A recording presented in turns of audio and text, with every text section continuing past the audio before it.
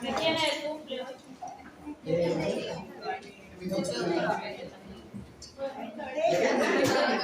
Abrí la puerta, abríle yo porque estaban esperando el examen y ya no se olvidó. Ábrale y ya está. Muy bien. Último tema de autónomo. Yo creo que el examen va a ser el 16, el último examen, va a ser un martes. ¿Qué fecha le dije? Digo entre la semana del 6 al 16, o del 9 al 16. Porque del 9 al 16 es lo que han dado fecha. Sí, eso. O sea que vamos a elegir el último martes posible. Martes le tomo a todín. ¿Ya? 20. Ya va a ser un poquito más. Bien. Ya está entonces la fecha del examen. Martes 20. Bloqueo competitivo, irreversible, receptores beta, beta bloqueantes. Todos los beta bloqueantes son bien llamados protectores cardíacos. Profesora, ¿por qué protectores cardíacos? ¿Qué es lo que harán estos fármacos? Si yo tengo el corazón que tiene beta-1, ¿qué hacía un agonista beta? ¿Qué hacía la noradrenalina en el beta? Alfa estimula y beta inhibe, excepto en corazón, donde hay una inhibición. ¿Ok? Si yo lo bloqueo el receptor beta 1, ¿qué va a pasar? ¿Estimulación o inhibición? Inhibición. Si inhibe, ¿cuál es el efecto farmacológico que vamos a tener? 4 propiedades cardíacas.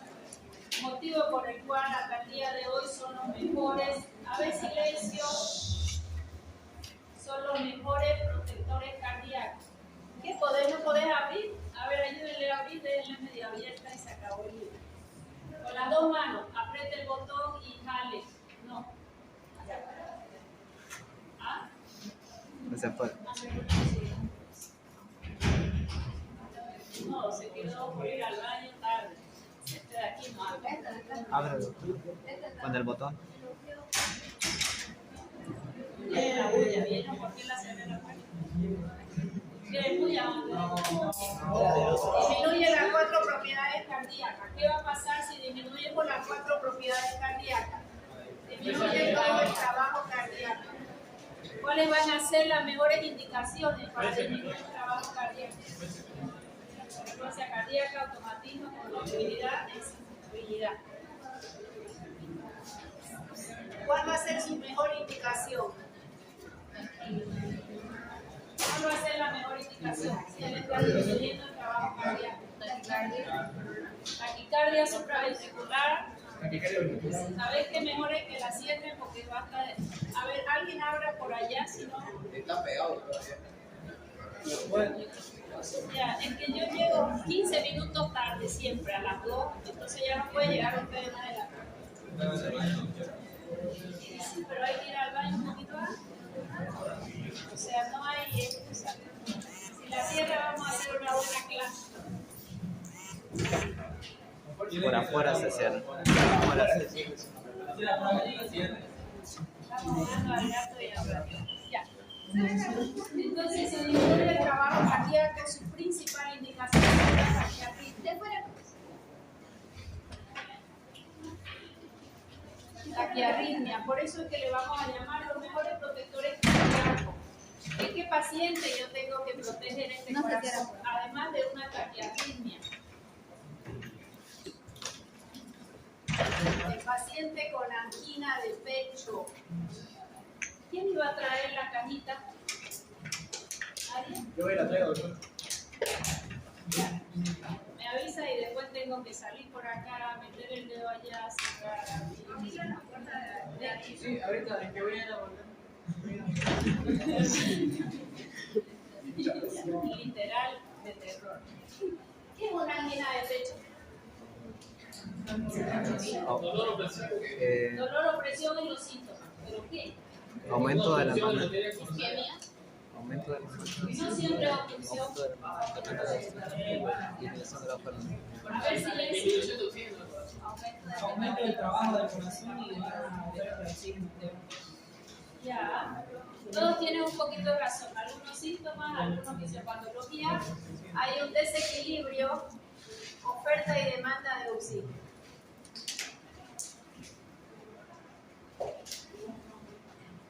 La angina de pecho generalmente se da por un vasoespasmo coronario. La coronaria hace vasoconstricción momentáneo, generalmente, porque si lo hace sostenido ya se va a infartar.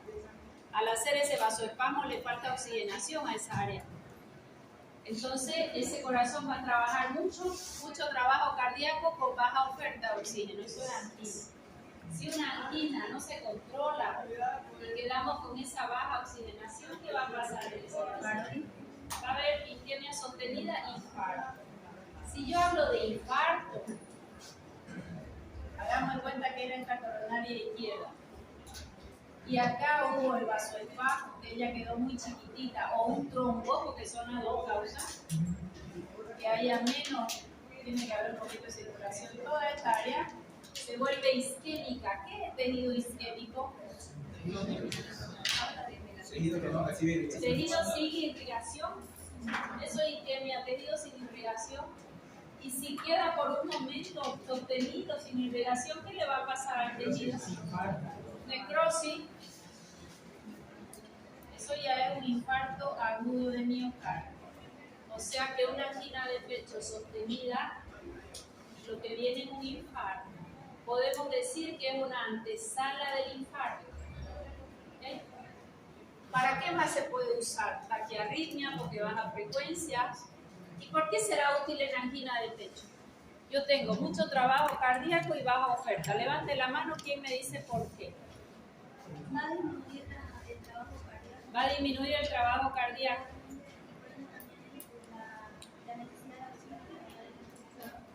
Disminuye el trabajo de oxígeno y eso disminuye el trabajo cardíaco, va a disminuir demanda de oxígeno. ¿Qué más?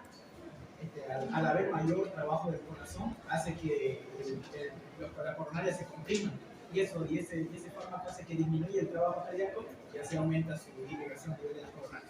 Ya estamos de acuerdo con el mismo, estamos disminuyendo el trabajo cardíaco. ¿Qué más? Al disminuir el trabajo cardíaco también disminuye la demanda de oxígeno. Sí, estamos de acuerdo. ¿Qué más? El trabajo cardíaco lo estamos disminuyendo, va a comprimir menos la coronaria. Estamos de acuerdo. Un efecto me falta a nivel vascular. Disminuye presión arterial. No va a ser hipotensión, la va a disminuir y la coronaria está con vasoespasmo y si yo la vasodilato, ¿qué va a pasar? Mejora el riesgo sanguíneo coronario. ¿Qué es lo que vamos a hacer frente a una angina de pecho antes de un beta bloqueante? ¿Qué es lo primero que voy a hacer? Dilatar coronaria. Dilatar coronaria, el beta bloqueante para disminuir trabajo cardíaco. Pero el que vamos a poner subliguar al paciente cuando tiene dolor por isquemia, la isquemia duele. ¿Ahí qué voy a hacer? Vasodilatador coronario. Beta bloqueante va a ayudar a que baje el trabajo cardíaco, le vamos dando por vía oral. Pero lo primero que se hace, ¿cuál es la emergencia? Dilatar coronaria. ¿Quiénes son los mejores vasodilatadores coronarianos? Todos los nitratos y nitratos. Mejor que él nadie. Pero yo a la vez tengo que hacer que baje el trabajo cardíaco. Son dos objetivos diferentes. O sea que en esta angina de pecho disminuye el trabajo cardíaco y además son vasodilatadores los beta-bloqueantes. ¿Ya? Son vasodilatadores. Ahorita vamos a dibujar el vaso acá, ¿qué es lo que pasa? Taquiarritmia, angina de pecho y post-infarto agudo de miocardio. ¿Por qué digo post y no infarto? Porque la angina lleva a un infarto. La angina ya llegó al infarto. El infarto generalmente, si es trombótico, se puede hacer una fibrinólisis. Si es isquémico, vasodilatar. Pero después, ¿qué tengo que hacer? Porque el corazón va infartando, tiene sus horas hasta que ya van a escuchar esos términos en terapia, ya se acabó de infartar. Uno va haciendo los electros cada 30 minutos y vamos viendo qué área isquémica tomó, qué área de penumbra tengo, hasta que ya se estabiliza el infarto. Si ya se infartó ese corazón, ¿quiero que trabaje más o quiero que trabaje menos? Menos. Ya. En otros países hay beta-bloqueante endovenoso, nosotros solo tenemos la betalol. Pero sí, si hubiera el beta-bloqueante endovenoso, es una excelente opción. A nivel de vaso, el vaso tiene receptores beta 2. Alfa estimula y beta inhibe. Y Si lo bloqueo en lugar de inhibir, ¿qué va a haber? Va a haber una estimulación. Y si yo estimulo el beta 2, ¿qué va a pasar? No, yo otra vez quitado un poco, no lo pillé y no había nadie. Felicidades, son las 2:15. Lo voy a hacer rápido. No importa, vamos a hacer la clase. Very good. Un aplauso a ese cerebro brillante. Sí. Profesora estimula, y si se estimula, ¿qué va a haber? Vasoconstricción. Ojo, hay vasoconstricción inicial, pero por un mecanismo probablemente por liberación de óxido nítrico. Se convierten en excelentes vasodilatadores después de 2 a 3 días. Reflejamente, vasodilatación. Tal es la vasodilatación que disminuye la resistencia periférica del vaso, disminuye presión arterial y son excelentes antihipertensivos. O sea que ellos son protectores cardíacos y antihipertensivos. Repito, por lo que hemos estudiado, alfa estimula y beta inhibe. Si yo lo bloqueo, en lugar de inhibir, estimularía. Y hay una vasoconstricción inicial, muy ligera. 2 a 3 días pasa y de ahí para adelante siempre vasodilatador en todos los pacientes. Siempre. Probablemente el óxido nítrico esté al medio, no lo sabemos. La literatura dice por un mecanismo no bien conocido, probablemente liberación del óxido nítrico. Ellos son vasodilatadores por excelencia. Y aquí está segunda indicación, antihipertensivo. ¿En qué paciente le darían para hipertensión? Hipertiroidismo, ¿por qué? ¿Está bien tu respuesta? Porque tiene metabolismo basal elevado, el paciente tiene taquicardia e hipertensión. ¿Ok? Otro caso. ¿A qué tipo de hipertenso le vamos a dar? Fíjense que disminuye el trabajo cardíaco y además baja la presión. ¿Y qué tipo de hipertensión?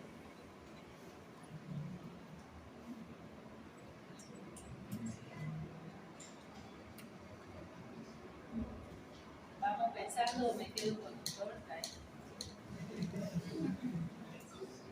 Profesora, cuando hay mucho estrés, el paciente está hipertenso por estrés y taquicardia, ¿sí o no? Esa es la hipertensión que ustedes más van a controlar hoy en día. Silencio. Porque es la principal causa de estrés, de hipertensión, el estrés. El estrés me da una hipertensión con una taquicardia. Hay pacientes que pueden ser bradicárdicos, hipertensos, no le puedo dar. ¿Quién es taquicárdico? ¿Quién es bradicárdico, hipertenso? No necesariamente en conjunto. ¿Las personas obesas?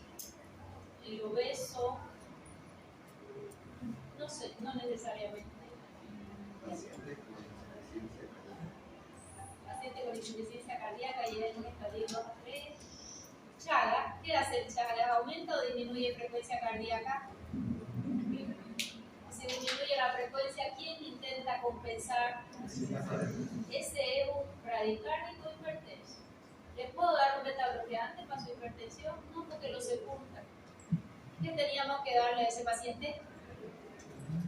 Salbutamol, ¿se acuerdan? Aminofilina y dramamine. Los broncodilatadores son todos aumentan frecuencia cardíaca. El paciente que va a entrar tiene peso pesado, porque pone el dedo y abre. Peso pesado. Vamos. Indicación de lujo, hipertensión arterial y todilaje. Sigamos pensando, ¿qué otro órgano tenía excelentes receptores beta? Útero grávido. Alfa estimula y beta inhibe. Y si beta inhibe, yo lo bloqueo y ¿qué va a haber? Estimulación. Si hay estimulación, tengo aumento de la frecuencia de contracciones uterinas, contraindicado en Un aborto, el embarazo. Un aborto. En un embarazo o en una amenaza de parto prematuro o amenaza de aborto. Y en bronquio, ¿qué va a pasar? Alfa estimula y beta. Y si yo lo bloqueo, Broncoconstricción. es tu cumpleaños, pero le pelaste feamente. Si yo estimulo el bronquio, ¿qué hay? Broncoconstricción, gran problema. A este paciente le voy a bajar frecuencia cardíaca, a este paciente le voy a bajar la presión arterial, pero ¿a qué precio? En mi embarazo no lo pudiera usar. Y puedo hacer un broncoespasmo. ¿Todos los pacientes van a hacer broncoespasmo? No. Es mínimo. Ningún mínimo. ¿Cuál es la respuesta adecuada? Solo que Si acá son todos asmáticos, todos van a hacer broncoespasmos. Paciente con antecedentes de broncoespasmo, sea por asma, sea por una embolia.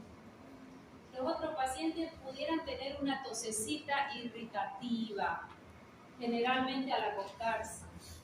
Cuando el paciente llega con tos al consultorio, ¿cuáles son las preguntas mágicas? ¿Cuánto tiempo para empezar? No es lo mismo 3 meses que un mes que una semana. ¿Qué medicamento toma para relacionarlo si algún medicamento está haciendo esa tos? Y lo segundo que tú dijiste, si es expectorativa o es una tos seca. Si es una tos seca hay que seguir revisando qué pasa y probablemente hacer la expectorativa, que es lo que pasa ahora con influenza. El paciente tiene un dolor en la garganta, te dice como que me claven aguja y es una tosecita seca. Hay que hacerla productiva para poder eliminar. Luego viene su fase productiva, pero ya estoy lleno de mocos, te va a decir, ¿no? Pero es una tos que apareció recién. Pero esa tos que viene de un mes, 2 meses, pero ya me acostumbré a vivir con la tos. No es fumador el paciente. ¿Qué voy a revisar? Fármaco. ¿Puede dar una tosecita irritativa sin ser asmático? Puede, tiene derecho. Bien, ahora estos son los 4 órganos más importantes. Ahora vamos a pensar un poco. Cuando hablamos de beta bloqueantes, los vamos a dividir para su estudio en beta bloqueantes. Los más antiguos son los no cardioselectivos.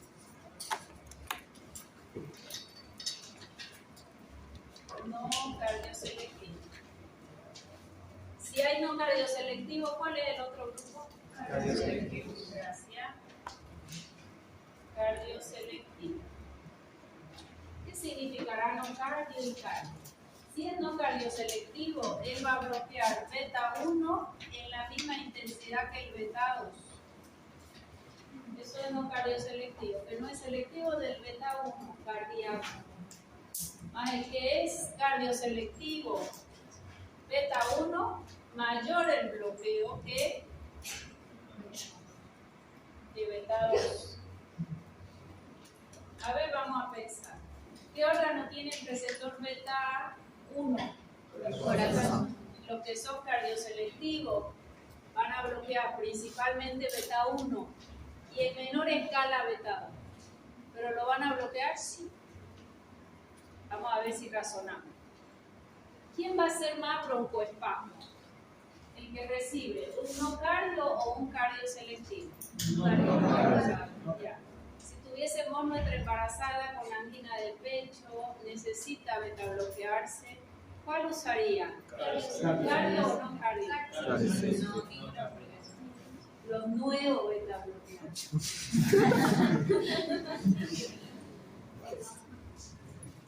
Un borrador, ¿dónde están mis ayudantes? ¿Vos tenés borrador? Es que los lunes traen mucha pizza. No te digo yo, otro aplauso, este chico debe brillar.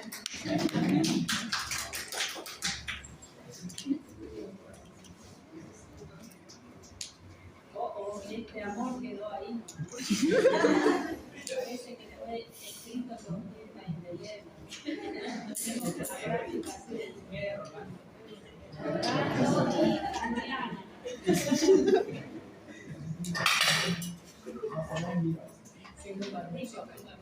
Parece que se borró. Ya. ¿Qué significa nuevo beta bloqueante? Vamos a pensar.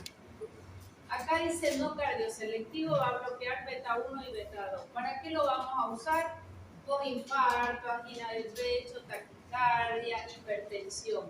Contraindicado en embarazo, contraindicado en broncoespasmo. Y faltó el hígado acá, ¿eh? Lo vamos a mirar. ¿Cómo lo vamos a clasificar? Lo volvemos a clasificar en fármacos sin ACI y fármacos con ACI. Profesora, ¿qué es ACI? La A significa acción, la S simpático-mimética. ¿Qué era simpático-mimético? Que hacía lo mismo que el simpático. Y LI significa intrínseco. Acción simpático-mimética intrínseca. ¿Qué significará eso? Fuerte.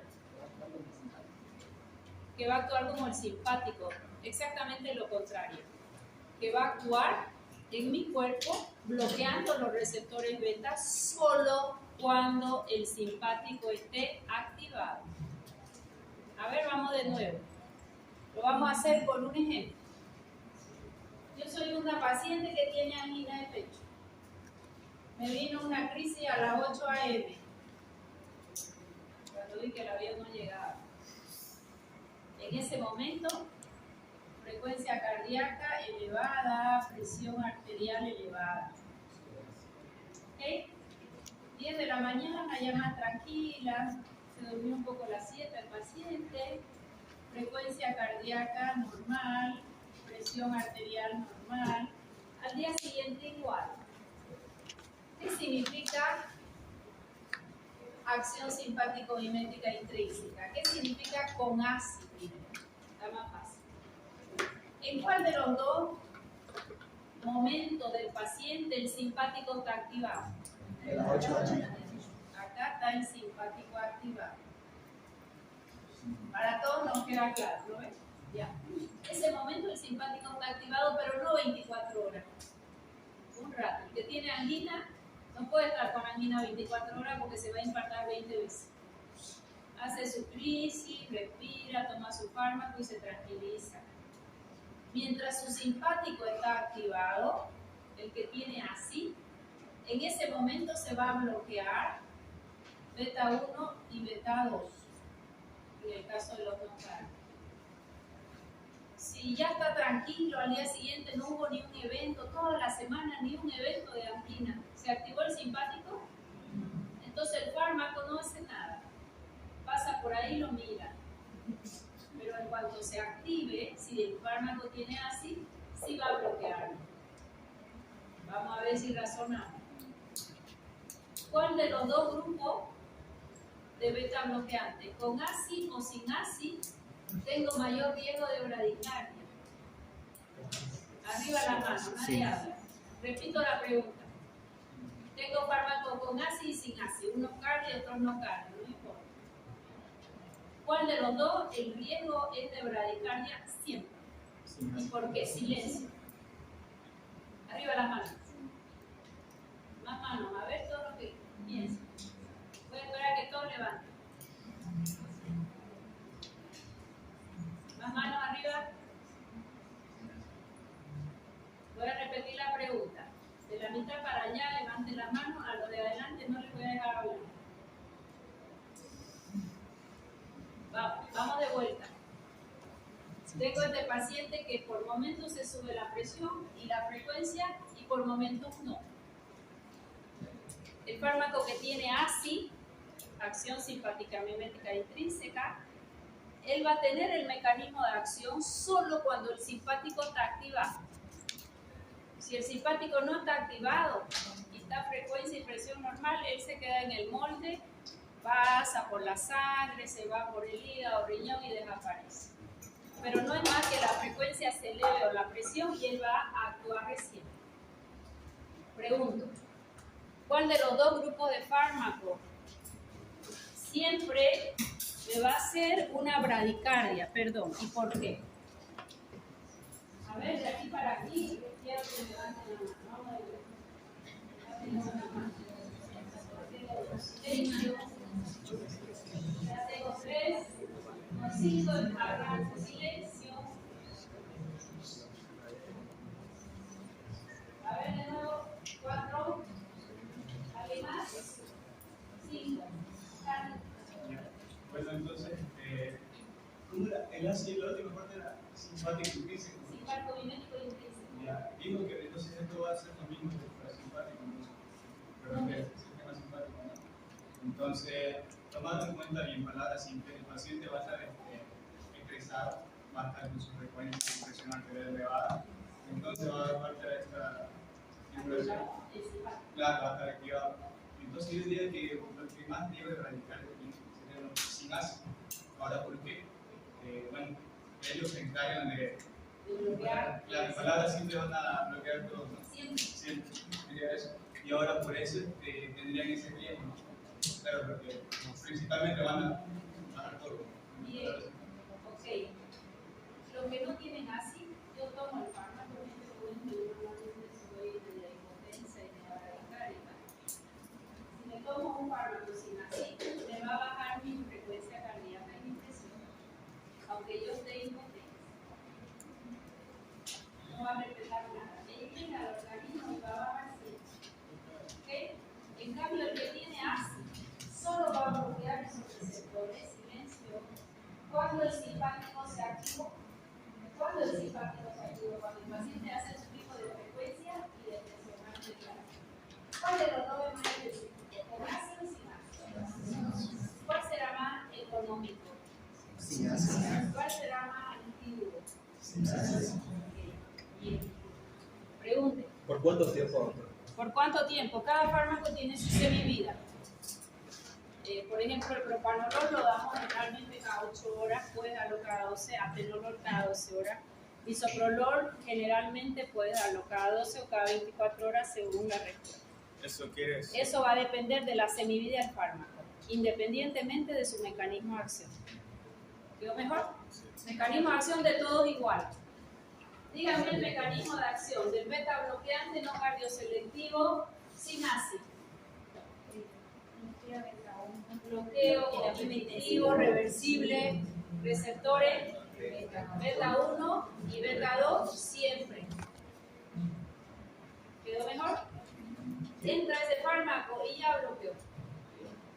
Dígame el mecanismo de acción de los beta bloqueantes no cardioselectivos con ácido. Bloqueo competitivo, reversible, receptores beta 1 y beta 2 solo cuando el simpático está activado. ¿Quedó mejor?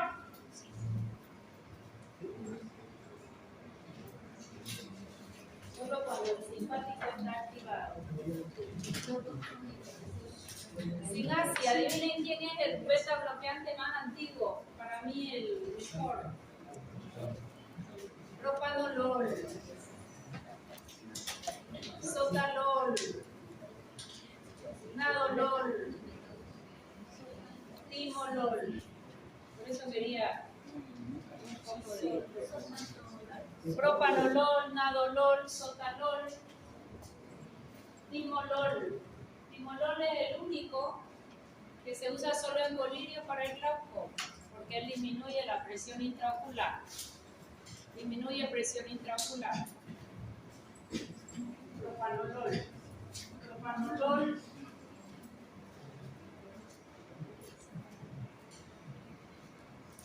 $40 miligramos, 80 miligramos. Generalmente tenemos de 40 miligramos, podemos usar hasta 320 miligramos día como frascos.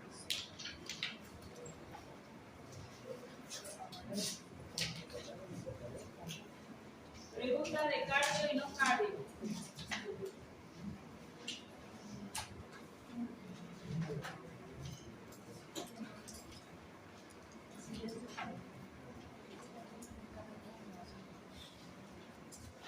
Yo me lo aprendí así hace muchos años. Y está bueno. COA. ¿Qué es COA? Plan operativo anual. ¿Sí o no?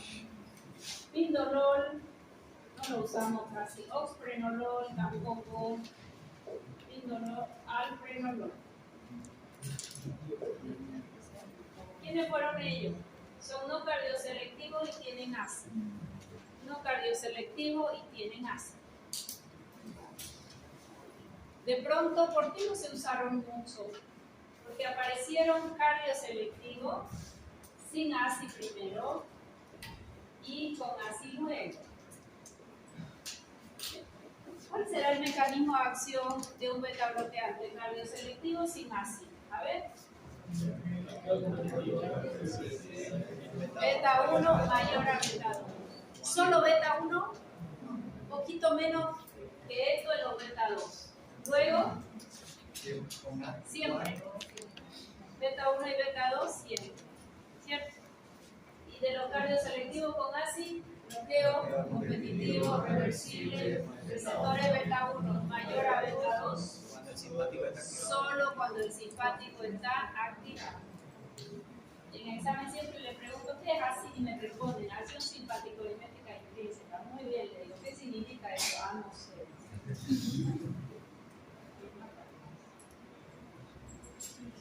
Vamos. Sin ACE, fantástico, este fármaco se llama atenolol. Atenolol nos va a bloquear más el receptor beta 1 y muy poquito el beta 2. Beta 1 y muy poquito beta 2. Atenolol viene múltiplo de 50, viene de 50 miligramos y se da hasta 100 miligramos día. Generalmente lo usamos cada 12 horas. Lo ideal es empezar con 25, con la mitad del comprimido, aunque hay literatura que te dice que 12.5 miligramos ya es efectivo. Siempre cada 12 horas el atenolol. Atenolol y el metoprolol, que no usamos. Metoprolol en Estados Unidos lo tienen en ampolla. Él sí se puede usar en un infarto agudo de miocardio.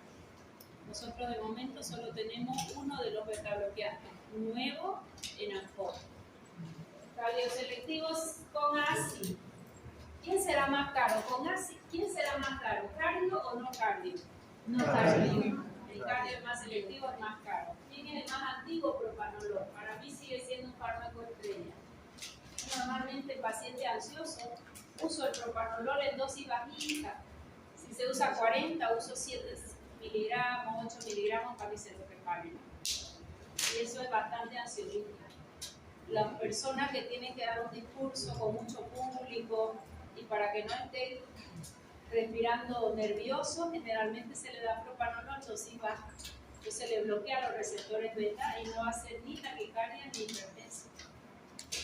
Y va a estar mucho más tranquilo. Cardioselectivo con ACE. Acebutolol de 200 y de 400 miligramos. Acebutolol no tuvo mucho éxito. ¿Por qué? Porque muy pronto, después de que sale él, que fue muy cara esa molécula, aparecen los nuevos beta bloqueantes. Y los nuevos beta bloqueantes, ¿qué mecanismo de acción tienen? Vamos a empezar por el beta 1, bloqueo. ¿Qué pasa si bloqueamos beta 1? Cardioprotector, que es lo que buscamos. ¿Okay? ¿Qué pasa si al beta 2, en lugar de bloquearlo, soy agonista?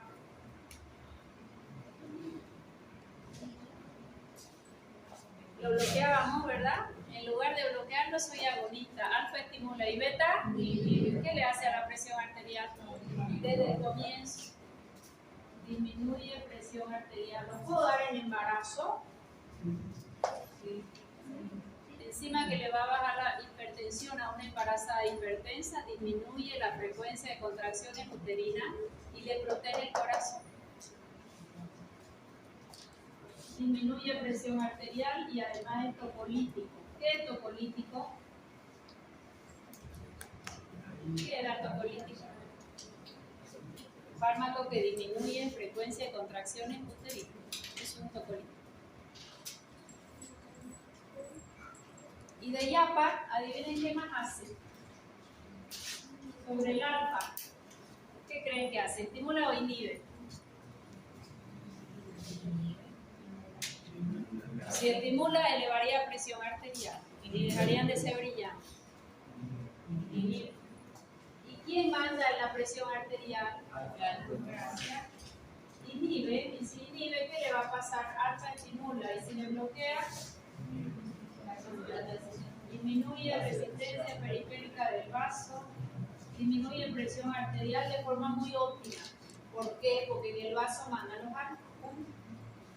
En el vaso mandan los alfa. Entonces, ¿cuál sería el mecanismo de acción de los nuevos beta bloqueantes? Bloquea beta 1 cardioprotectores, agonista beta 2 ya no son broncoconstrictores, ya nos aumenta frecuencia de contracciones uterinas. Y en los alfa y en el vaso bajan presión. Y en el alfa bloquean antihipertensivo fantástico desde el inicio. O sea que es un fármaco protector cardíaco, antihipertensivo y todos los efectos adversos que teníamos por el bloqueo beta desaparecen. ¿Es un buen fármaco o no? ¿Cuál es el fármaco estrella y que lo usan todos los cardiólogos? Mira.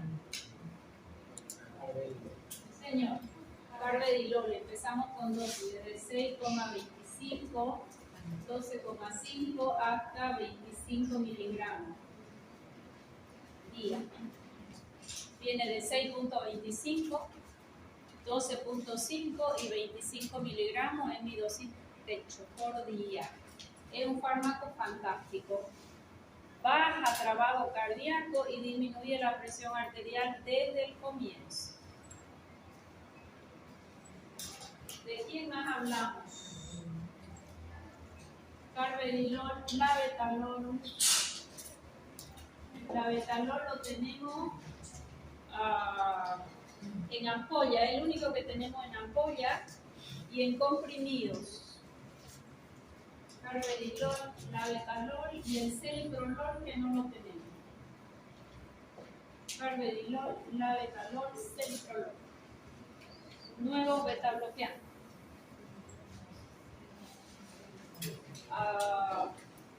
Aquí me faltó en el hígado. Acuérdense que en el hígado siempre les digo un asterisco porque nuestra fórmula no funcionaba, ¿verdad? En alfa estimula y beta inhibe. ¿Y en beta qué hacía? Aumenta la glucogenólisis. Y si yo bloqueo el beta 2, disminuye la glicemia. Y estos fármacos, el gran problema es que pueden hacer hipoglicemia. Hacen hipoglicemia. Si el paciente es diabético, generalmente hay que bajar su fármaco hipoglicemia. En los otros pacientes, ¿cuál es un signo de hipoglicemia? Mareo, desvanecimiento. ¿No? Eso el paciente lo tiene que saber. El problema de usar algo que es no cardioselectivo y sin ácido, que me va a bajar presión arterial, me va a bajar frecuencia cardíaca y me baja la glucosa. O sea que hay que saber cómo se da un beta bloqueante siempre. Se da la dosis mínima y se va mirando al paciente. ¿Cuándo se produce el efecto máximo de un beta bloqueante? Después de 3 semanas de uso. O sea que yo puedo usar ahora un propanolol, pero el efecto máximo que va a hacer a esa dosis en mi cuerpo es después de 3 semanas. Siempre, esto anótenlo, empezar a dar un beta bloqueante con dosis escalonada. Por lo menos cada 2 a 3 semanas reevaluamos al paciente hasta llegar a su dosis ideal. Si el fármaco es sin ACI, que son los que más se usan, ¿qué deberé tener en cuenta? Todos los efectos adversos, si aparece tos, si aparece hipoglicemia, al inicio va a haber una elevación de la presión. Si no estoy dando para bajar la presión porque el paciente es ansioso, siempre lo acompaño de un diurético 1, 2 a 3 días, un diurético de techo bajo, una hidroclorotiazida y después lo retiro. El diurético baja la presión, ¿por qué? Porque se elimina sodio, le acompaña el agua y aumenta su volumen de orina y baja volumen. 2 a 3 días si la presión es muy alta. Pero si es un ansioso, que la presión ahí medio que la mínima sube 99, 100, puedo dejarlo Y al tercer día el efecto va a ser ideal. ¿Okay? Si el paciente solo tiene trastorno cardíaco no acompañado de hipertensión, ¿qué voy a elegir? Un cardio selectivo. ¿Quién siempre va a ser más protector? El que tiene asma. Y los nuevos beta bloqueantes minimizan los efectos adversos. ¿Por qué? Porque sobre beta 2 son agonistas. Y se le suma un efecto muy poderoso de antihipertensión como es el bloqueo A. ¿Quedó clarísimo? Díganme los efectos adversos de un carvedilol.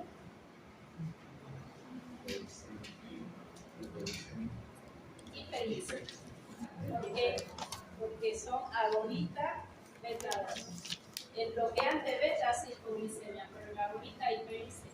Ese es el efecto adverso que más hay que tomar en cuenta. Por mecanismo ácido. Por mecanismo ácido.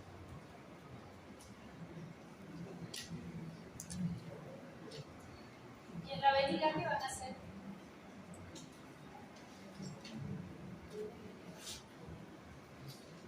¿Tenía receptores beta 2 o no? El de Trusor.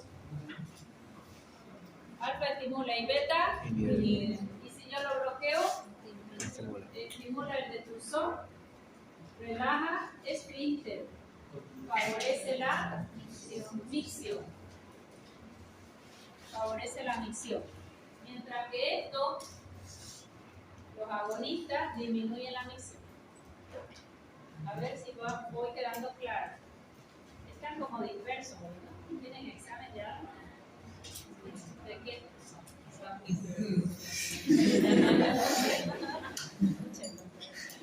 Vamos de vuelta.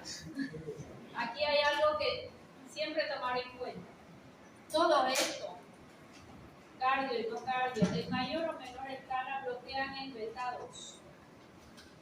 Entonces los efectos adversos son: aumenta frecuencia de contracciones uterinas, una vasoconstricción inicial, hace broncoespasmo, hace hipoglicemia. Pero los nuevos beta bloqueantes, el efecto beta 2, en lugar de ser bloqueo, ¿qué? Agonista, exactamente lo opuesto. Disminuye frecuencia de contracciones uterinas, son vasodilatadores, son broncodilatadores, no de gran escala, pero son broncodilatadores, y hacen hiperglicemia. ¿Quedó mejor? Ahí los agarro siempre el examen. Que le pongo carvedilol y otro panolol, y ahí tienen que tener los efectos adversos. Voy avisando con tiempo. ¿Está bien? A nivel ocular, disminuye la presión intraocular. Disminuye la presión intraocular. Disminuye la presión intraocular. ¿Cuál es el más usado? Imolol. Si yo tuviera que preguntarles ahora, ¿qué fármacos conocen para bajar la presión intraocular avanzados hasta hoy? Fuerte. Pirocarpina, mecanismo de acción. Mecanismo de acción. Antagonista muscarínico de acción directa, profesora. Gracias. Otro. El cotiofato. Isofluorato. Mecanismo de acción. Agonista muscarínico de acción indirecta. De acción indirecta podemos decir que inhibe a la acetilcolinesterasa. A la acetilcolinesterasa, no a la ECA. A la acetilcolinesterasa. Y ahora tenemos a timolol. Es uno de los más activos el timolol. Timolol en colirio, al 1%, al 2%. ¿Qué más? El beta-bloqueante. Principales indicaciones. A ver, dígame las principales indicaciones. Paciente con hipertiroidismo, hasta compensar y bloquear los receptores tiroideos. O sea que se usa sintomáticamente en el hipertiroidismo, no compensado. Si ya yo lo empiezo a tratar el hipertiroidismo, bloqueándole los receptores, un ganaltisol o un propiltiuracilo que le bloquee, hasta yo arreglar esa tiroides, voy a metabloquearlo siempre. Otra indicación. Además de taquiarritmia, angina de pecho, Cogliam, es un antihipertensivo de primera elección. Buen antihipertensivo, principalmente paciente ansioso. ¿Puedo usar un beta bloqueante en ansiedad? ¿Sí o no? Claro, claro que lo voy a usar. En ansiedad, todos los receptores de la noradrenalina se activan. ¿Y cuál fuera mejor en una ansiedad severa? ¿Un nuevo beta bloqueante o uno de los antiguos? Probablemente el nuevo si cursa con hipertensión arterial. Si no cursa con hipertensión arterial, voy a buscar uno que no sea cardioselectivo, porque yo quiero bloquear en corazón y en vaso. ¿De quién estoy hablando? De un propanolol. Para mí es una fármaco estrella, propanolol. ¿En qué más? En un feopromocitoma. ¿Qué era un feopromocitoma? ¿Productor de qué? De epinefrina, de adrenalina. ¿Y la adrenalina qué receptores va a ocupar? Los beta y los alfa. Idealmente, ¿cuál voy a usar? Un labetalol. Un labetalol porque lo tengo en apoyo. Si no, en vía oral, en un carvedilol bajo. ¿Qué más? Efecto adverso, ya está. Bueno, ya están los beta bloqueantes. Pregunta hasta aquí.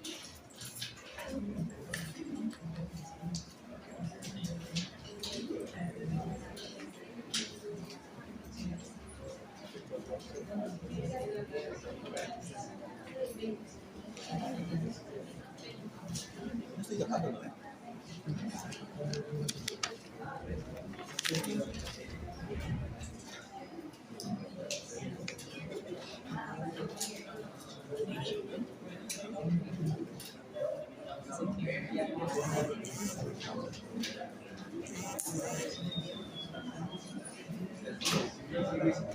tengo una pregunta más como curiosidad.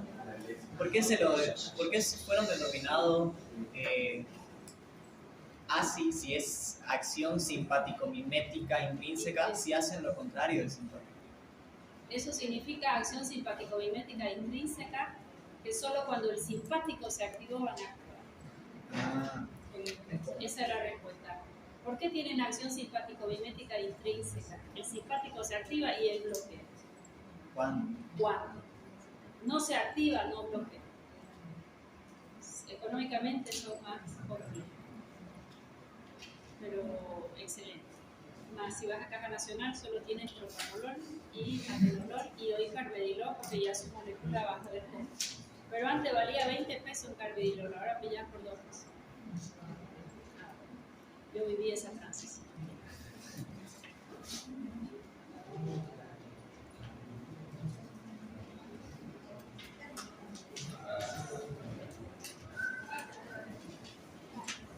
Cardiovascular, señores. ¿Qué vamos a ver en cardiovascular? Antihipertensivos. Ahora me toman atención.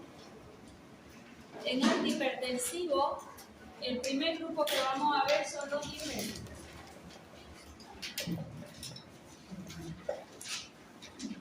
Hoy les voy a explicar cómo van a estudiar diuréticos para la siguiente clase.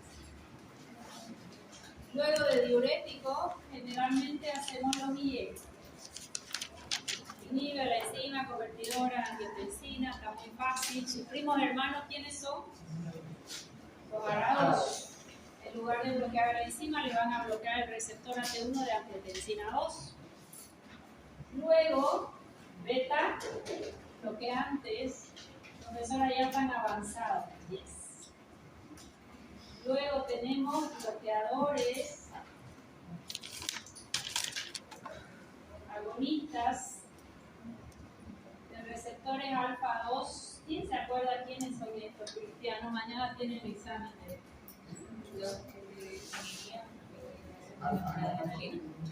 son antihipertensivos de acción central, inhibían la liberación de noradrenalina. ¿Quién era este grupo?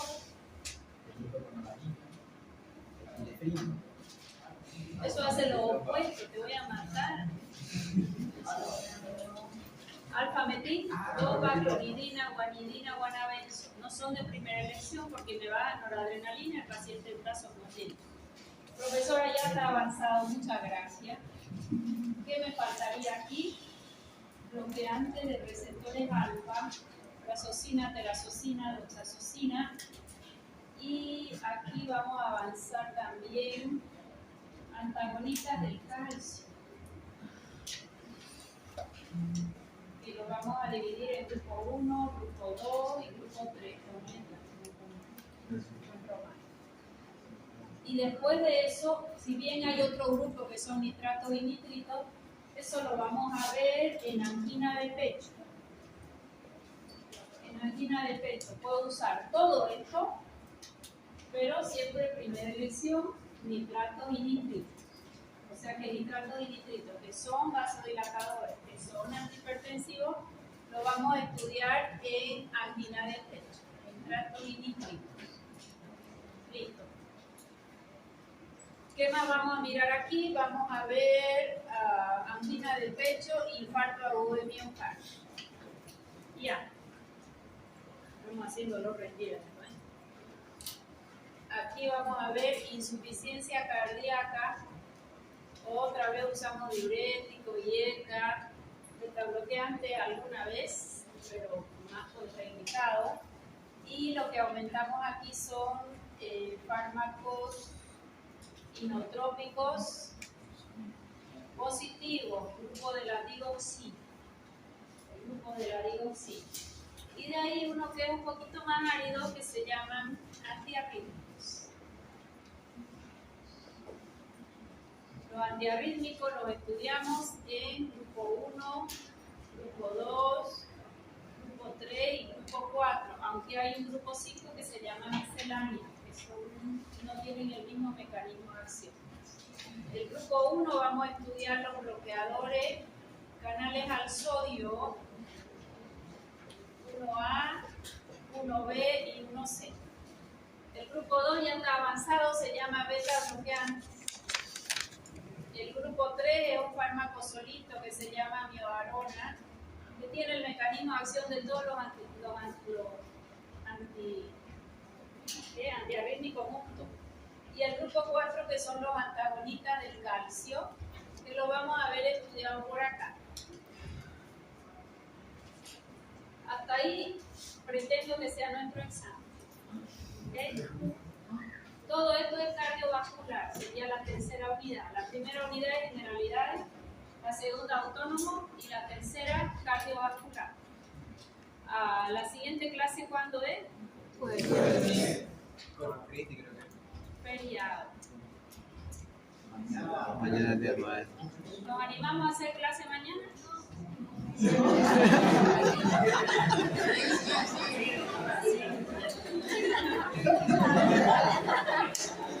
La niña no va a probar.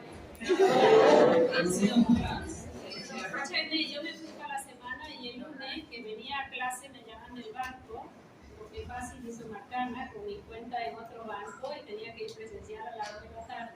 Casi mato a la del banco, pero no importa. Me fui de viaje, activé la tarjeta de Bolivia no sirve. Más bien me había llevado unos quintos y no morí de hambre. Por el tipo de cambio y por el dólar, chao tarjetas de momento. Éramos 4 colegas del mismo banco y ninguna tarjeta anduvo, pero no las arreglamos. Así que por eso le tuve que suspender sobre la hora de la medianoche. Necesito reponer. Mañana tenés clase. ¿A las 15:15 la clase o a qué hora quieren?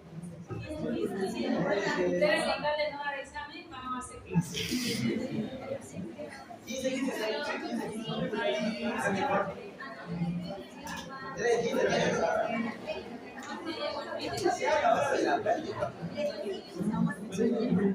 A ver, silencio, de 3:15 a 4:15 tienen clase de día.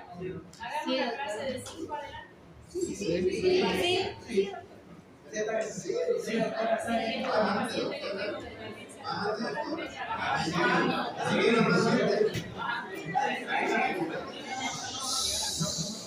No vamos a llegar a acuerdo y la doctora se fue de viaje, así que nos la tenemos que aguantar todos.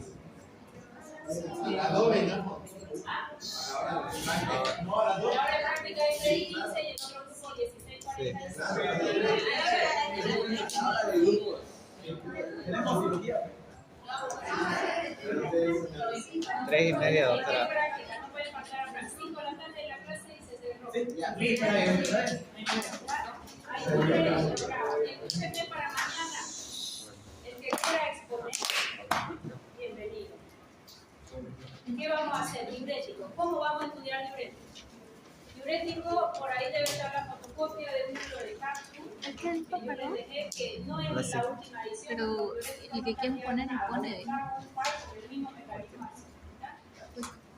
¿Y cómo lo vamos a estudiar? Van a ver su grafiquito así, donde acá es la luz de la orina.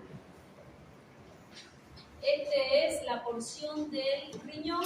Una es túbulo contorneado proximal, la siguiente la ADN, la tercera contorneado distal y el colector. En ese libro está muy bonito los gráficos. Y van a estudiar qué pasa con la orina. Por ejemplo, túbulo contorneado proximal, por acá se va filtrando un protón, viene un bicarbonato, ¿qué pasa? Se neutraliza, se forma ácido carbónico, viene anhidrasa carbónica, dióxido más agua, se entra el dióxido, después entra nuevamente anhidrasa carbónica otra vez. Hay hidrólisis, hay deshidratación. Quiero que lo lean.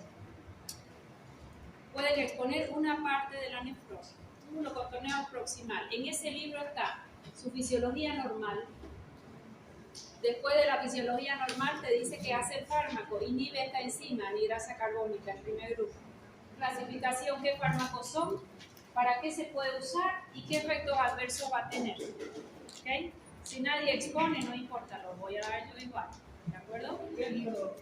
Capsu es una edición antigua, tapa verde. En la fotocopiadora de aquí debe estar, porque todos los años traigo mi libro, pero ya está destrozado, ya no lo traigo. Ese libro tiene los gráficos más bonitos que la última edición. Y no cambió para nada los fármacos. La furosemida es antiquísima y no cambió nada, nada es nada. ¿Okay? En ese libro sí esa edición me gusta. Aquí está qué ocurre en la célula. Uno es un túbulo contorneado proximal, el otro es ADN, colector, distal y colector. Entonces aquí hay unos mecanismos y de aquí, este es el intersticio y de ahí vuelve a la sangre. Por ejemplo, el sodio se va por la orina, en cada uno de los lugares tiene una forma de reabsorberse, pasa al intersticio y de ahí a la sangre, a tal punto que el 99% del cloruro de sodio se reabsorbe. Eso hay que saber en cada lugar por qué. ¿Por qué no? Su mecanismo. ¿Okay? Glucosa lo mismo, 100% de glucosa vuelve a sangre, a no ser que yo tenga en sangre más de 180 miligramos de cilitro o use una glifosina, que la glifosina bloquea la reabsorción de glucosa y se va por la orina sin ser diabético. Bueno, una vez hacen fisiología, aquí me marcan el mecanismo de acción, su fármaco, indicaciones y reacciones adversas. Son 4 grupos. O sea que mañana hacemos diurético. El que vaya a exponer, nada de estar con su libro, con una diapositiva, sobre la marcha. Si no, lo hago yo. ¿Está bien? Avanzamos entonces diurético. Y esta es un bolazo, diría yo, es un flash. Toda la cascada, renina, angiotensina, aldosterona, cuáles de semivida corta, larga, y ya está. Estos son sus primos hermanos. Esto ya está avanzado. Esto lo avanzo en una clase y ya estoy. Por lo menos hasta ahí va a ser el examen. Hasta donde alcancé. Igual lo que no entra al primer parcial entra para el segundo. ¿Nos vemos cuándo? Mañana. ¿Sí ahora? Sí.